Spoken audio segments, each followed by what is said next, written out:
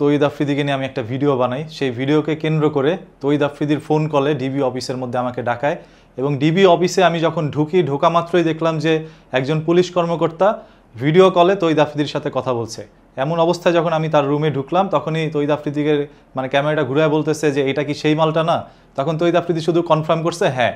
সাথে সাথে দুইজন এসে আমার পিছনে হ্যান্ডকাপ পরায় এবং মাথার মধ্যে একটি কালো টুপি পরায়, যেই টুপিটি আপনারা দেখেছেন ফাঁসির মঞ্চের মধ্যে পরানো হয় আসামিকে। যখন এরকম টুপিগুলো পরানো হয় সাথে সাথে আমি বিভ্রান্তে পড়ে যাই এবং আমি অনেকটা আতঙ্কে পড়ে আমার অবস্থা খুবই খারাপ হয়ে যায়। আর আমাকে কিছু জিজ্ঞাসাবাদের আগেই তারা মারধর করা শুরু করে। আমার পিছনে একই জায়গায় প্রায় 15 থেকে 20টা বাড়ি মারে। আপনারা দেখেছেন একটা ছবির মধ্যে যে আমার পিছনে নীল হয়ে গিয়েছিল, আমি চেয়ারে বসতে পারি না অনেক দিন যাবত। এই তৌহিদ আফ্রিদির সামান্য একটা ভিডিও, যে ভিডিওটা হচ্ছে তার একটি ব্লগের মধ্যে তার মায়ের উপরে উঠে তৌহিদ আফ্রিদি বসে বসে লাফাচ্ছিল। তো সেটা নেগেটিভলি ছড়ানো হয়েছে পুরো অনলাইনের মধ্যে। আমি সেটা মানুষকে বললাম যে একটা সন্তানের সাথে মা দুষ্টুমি করতেই পারে। এই ভিডিওটা আমি পজিটিভলি প্রেজেন্ট করছি, যেহেতু ভাইরাল হয়ে গিয়েছে সেহেতু সেটা তার কাছে খারাপ লেগেছে। আর সেটাকে কেন্দ্র করে আমাকে ডিবি অফিসে নিয়ে এরকম নির্মমভাবে মারা হয়। সব থেকে বড় কথা হচ্ছে আমার নামে কোনো অভিযোগ নাই, আমার নামে কোনো জিডি নাই, আমার নামে কোনো মামলা নাই, কিচ্ছু নাই। একজন পুলিশ তো কোনো মামলাহীন অবস্থায় আমার উপরে হাত তুলতে পারে না, তাও সেটা আবার একটা ডিবি অফিসের মধ্যে আমাকে ডাকায় নেওয়া হয়েছে। সেইখানে আমাকে ঘন্টার পর ঘন্টা অত্যাচার করা হয়েছে।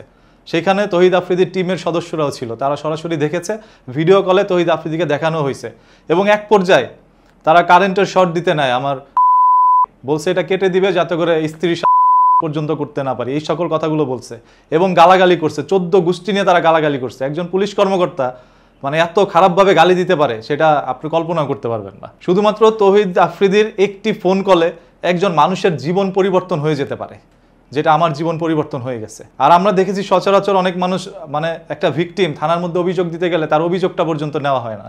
সেখানে তৌহিদ আফ্রিদির ফোন কলেই যথেষ্ট একটা মানুষের জীবন শেষ করে দেওয়া পর্যন্ত। সো ডিবি অফিসে নিয়ে আমাকে হ্যান্ডকাপ পরায়, মারধর করে এবং পিস্তল দিয়ে একরকম আঘাত করে আমার চোখের এখানে ফুলে যায়। চোখটা অনেকদিন আমি তাকাতে পারছিলাম না।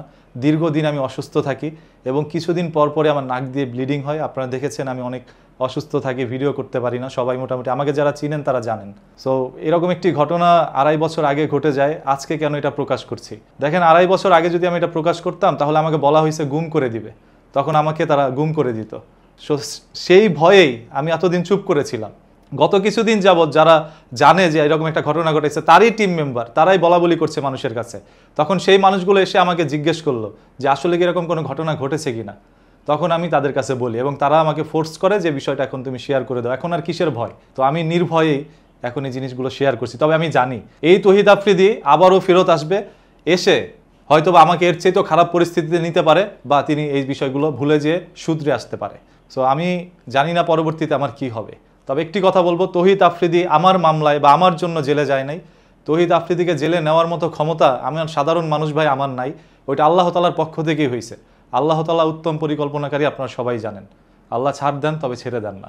আমি তৌহিদ আফ্রিদিকে মাফ করে দিছি, কিন্তু আল্লাহ করে নাই, সেটা আপনারা দেখতে পাচ্ছেন।